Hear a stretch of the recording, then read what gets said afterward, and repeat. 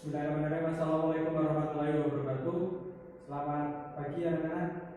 Gimana kabarnya hari ini? Oke, alhamdulillah ya. Jadi kita dalam keadaan sehat walafiat tanpa suatu apapun sehingga kita dapat bertemu pada mata pelajaran teknik pengukuran tanah.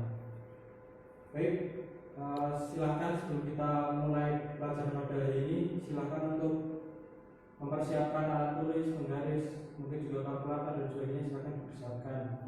Kemudian untuk mengawali pembelajaran pada hari ini, marilah kita berdoa. Dipersilakan. Berdoa cukup. Oke, untuk hari ini ada yang nggak hadir? Oke, hadir semua ya. Jadi nanti bawa presensi hadir semua. Kemudian ada yang ingat nggak minggu lalu kita belajar tentang materi apa? Ada yang ingat nggak? Oke. Jadi untuk materi yang minggu lalu saya ingatkan untuk bahwa kita belajar terkait dengan ruang lingkup pemetaan dan survei tanah. Jadi seperti apa sih yang namanya pemetaan dan survei tanah itu. Kemudian untuk hari ini kita akan belajar untuk melanjutkan materi yang minggu lalu. Oke, sebelumnya ada yang tahu ini gambar apa? Nah, ini adalah gambar sebuah peta, di mana peta itu memetakan suatu wilayah yang sangat luas. Di sini bisa dilihat karena ini kan satu dunia itu, jadi ini wilayah yang cukup luas. Kemudian gambar yang ini, nah ini gambar ini kan tidak terlalu asing lah bagi kita itu. Ini adalah gambar denah, di mana denah itu memetakan wilayah yang lebih sempit daripada yang peta. Oke, selanjutnya akan Bapak sampaikan terkait dengan tujuan pembelajaran. Jadi yang pertama, kita akan belajar tentang prinsip-prinsip pengukuran tanah, prinsip-prinsip pemetaan tanah seperti apa. Kemudian yang kedua, kita akan belajar tentang titik-titik pemetaan tanah dan juga kegunaannya seperti apa. Nanti kita juga akan bahas terkait dengan hal tersebut. Tapi sebelum kita masuk ke prinsip-prinsip ataupun titik, akan Bapak sampaikan terkait dengan sejarah pengukuran tanah. Jadi zaman dulu juga orang-orang sudah melakukan survei dan pemetaan tanah, sehingga zaman dulu pun sudah ada alat-alat ya walaupun belum secanggih seperti sekarang ini, kayak ada waterpas, berdolit dan sebagainya. Nah, kemudian dulu itu orang-orang itu menggunakan alat gema. Itu tujuannya untuk membuat sudut garis satu dengan yang lainnya. Kemudian yang kedua itu alat yang dibuat oleh orang-orang Eropa. Itu alatnya namanya bisa dibaca sirkumferentor. Kemudian itu digunakan untuk mengukur sudut horizontal. Nah, untuk tempatnya sendiri itu digunakan di daerah tambang atau daerah yang tidak jelas. Jadi bentuknya itu kan seperti ada kompasnya. Nah, sama kompas itu kan juga untuk menentukan arahnya itu di mana gitu. Nah, sama itu halnya seperti itu alatnya. Oke, kemudian kita masuk ke prinsip-prinsip pengukuran dan pemetaan tanah. Jadi yang pertama terkait dengan satuan pekerjaan pemetaan tanah. Udah tahu kan kalau misal satunya seperti ini, udah tahu? Ya, jadi seperti ini sudah familiar dari kalian karena kan sudah diajarkan dari SD, SMP, dan SMK pun juga diajarkan di matematika.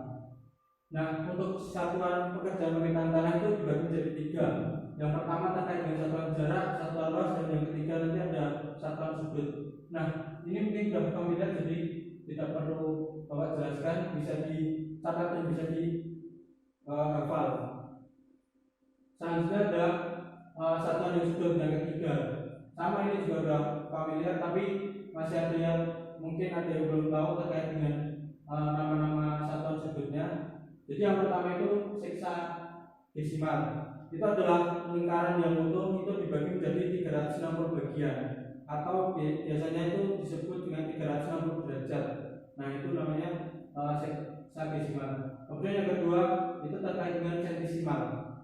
Nah, untuk sentesimal ini lingkaran yang utuh dan dibagi menjadi 400 bagian dan satuannya adalah 400 grade.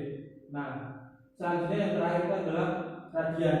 Nah, kalau radian ini adalah lingkaran yang dibagi menjadi 2pi radian. Ini juga sudah terlalu familiar lah di matematika gitu. Nah, ini ketiganya ini saling berkesinambungan karena kan ketiganya juga terkait dengan lingkaran. Otomatis ketika 360 derajat itu berarti sama dengan 400 grade. Oke, kita lanjut. kita akan latihan soal mengenai kontroversi satuan. Silakan bisa dikerjakan terlebih dahulu, nanti kita akan bahas satu persatu. Oke, silakan.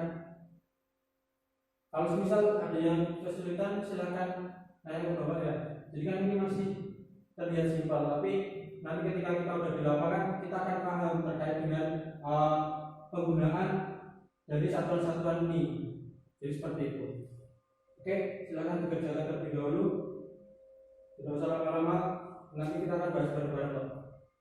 Oke, jadi nomor 1 km persegi itu berapa hektar, kemudian nomor 2 1 km itu berapa feet ataupun kaki, kemudian yang ketiga 158 derajat itu berapa grid, dan yang terakhir 238 grid itu berapa derajat. Ini saling berkaitan, tapi ketika kita tidak teliti itu akan jadi salah gitu loh. Apalagi nanti ketika kita sudah memetakan suatu tanah, memetakan suatu wilayah, itu lebih kita harus lebih teliti lagi. Oke ya, kita bahas bareng-bareng aja. Untuk soal latihan yang pertama, nah untuk jawabannya seperti ini. Jadi walaupun ketika kita udah hafal, 1 km itu sekian hektar, nah itu silakan bisa.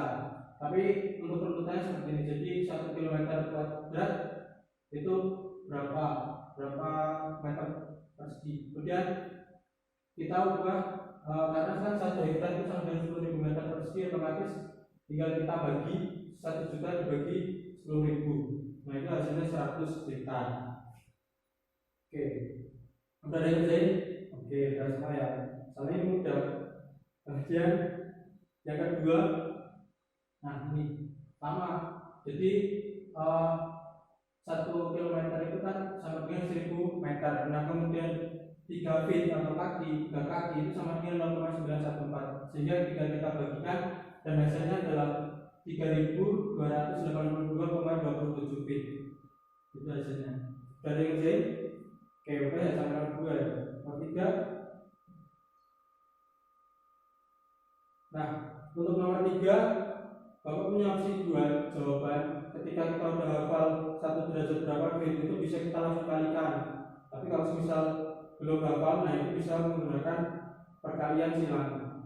Nah untuk perkalian silang ini kan tadi lingkaran itu kan saling berkaitan. 360 itu berarti sama dengan 400. Nah sama berarti 360 itu dibagi 400 itu nanti akan dapat hasilnya. Kemudian di sini kita perkalian silang dan hasilnya X itu sama dengan 175,56 sehingga 158 derajat itu sama dengan 175,56 G. Oke, kita next untuk jawaban yang kedua tadi yang ketika kita udah hafal 1 derajat berapa itu tinggal dikalikan dan hasilnya mungkin ini agak berbeda untuk belakang komanya, tapi itu masih dalam konversi yang masih ditoleransi lah. Kira-kira kita udah ada yang kerjain? Belum ya, kita silakan bisa dicatat tadi. Selanjutnya untuk nomor yang 4, nah ini sama jawaban angka-angka yang tadi. Ketika kita udah hafal yang 1 grid berapa derajat itu bisa langsung dikalikan. Tapi kalau sudah kita belum hafal, kita bisa menggunakan rumus perkalian silang seperti itu. Dan untuk hasilnya bisa dilihat, dicatat juga boleh, silakan. Oke, ada yang mau ditanyakan? Oke, belum ya? Selanjutnya tadi kita di awal sudah lihat gambar peta. Sekarang kita lihat peta seperti apa dan apa gitu langkah-langkah yang ataupun syarat yang ada di dalam peta. Peta adalah gambaran dari permukaan bumi yang dilihat secara vertikal dari atas bidang. Jadi kita melihatnya dari atas, kemudian kita lihat bidang. Nah, di situ kita akan lihat peta gitu, peta. Maksudnya gambarnya peta. Nah itu kita akan lihat di bidang data tersebut. Kemudian syarat-syarat untuk pembuatan peta itu yang pertama menggunakan skala. Karena wilayah yang luas untuk dijadikan dalam satu lembar itu kita akan menggunakan namanya skala. Kemudian memakai sistem proyeksi, yang ketiga legenda, kemudian yang keempat keterangan-keterangan wilayah, jalan dan sebagainya itu harus ada. Selanjutnya dina. Nah untuk dina ini kan lingkupnya lebih kecil dan untuk memetakan ruangan ataupun lokasi untuk mengetahui hal tersebut. Nah silakan nanti kalian di rumah untuk membuat denah di jurusan SMK Negeri 2 Wonosari, silakan nanti untuk minggu depan silakan dibawa untuk sebagai tugas di rumah. Nah, ini ada contoh dari Bapak terkait dengan denah di jurusan Pendidikan Teknik Sipil dan Perencanaan (FUPNY) seperti ini. Dan jangan lupa ketika kita membuat denah itu usahakan untuk ada arah utaranya. Jadi arah utara pasti ke atas. Dan kita tujukan ke arah di mana lokasi yang ingin kita buat denah. Selanjutnya untuk tanda titik, sebenarnya ada yang mau ditanyakan terkait dengan tadi materi-materi terkait satuan, kemudian terkait dengan peta, terkait dengan denah, ada nggak? Oke, nah sebelumnya nanti silakan kalau kalian masih mau menelusuri di internet, di modul teknik pengukuran tanah juga ada. Di situ ada banyak terkait dengan materi-materi yang kita bahas pada hari ini. Selanjutnya Bapak akan sampaikan, akan jelaskan terkait dengan tanda titik dan kegunaannya. Jadi tanda titik dan kegunaannya itu dalam pekerjaan pengukuran tanah, baik pengukuran jarak maupun pengukuran sudut itu diperlukan titik-titik di lapangan. Nah, sebagai penanda titik itu, sebagai penanda letak itu, nah kita butuhkan yang namanya titik-titik. Nah, titik-titik itu dibagi menjadi dua, yaitu titik tetap dan titik sementara. Nah, untuk titik tetap sendiri itu jenisnya juga ada dua, itu triangulasi dan poligon. Untuk contohnya bisa dilihat seperti itu. Kemudian ada titik poligon yang biasa kita lihat lah, biasa untuk memetakan batas-batasnya di mana. Itu menggunakan tubuh yang beton. Biasanya di belakang-belakang rumah ataupun di belakang-belakang pekarangan itu ada tubuh beton tersebut untuk membatasi wilayah di situ gitu. Jadi sampai mana sih batas wilayah kita gitu. Untuk yang terakhir kita belajar terkait dengan titik sementara. Jadi titik sementara ini tuh digunakan hanya sementara ketika pekerjaan pemetaan tanah sudah selesai. Nah, otomatis penanda tersebut, titik tersebut itu bisa kita lepas untuk disimpan ataupun silakan digunakan titik lain. Contohnya ada patok, jalan, kemudian bak ukur. Untuk jalan dan bak ukur kan kita udah selalu menggunakan waktu kita praktek. Nah, otomatis udah paham lah misalnya termasuk dengan penanda yang sementara, termasuk titik yang sementara. Seperti itu. Kalau untuk yang patok itu kan biasanya ketika kita di proyek, nah itu ada untuk seperti mengebor dan sebagainya. Nah, biasanya itu sebelum dibor itu ada penandanya patok, entah terbuat dari besi, bambu, kemudian kayu dan sebagainya. Oke, mungkin untuk materi terkait dengan prinsip pemetaan tanah dan titik-titik kegunaannya seperti itu penjelasan dari Bapak. Mungkin ada yang mau ditanyakan? Oke, masih belum ya. Jangan lupa untuk PR-nya juga silakan dikerjakan. Kemudian silakan ada yang menyimpulkan terkait dengan materi hari ini.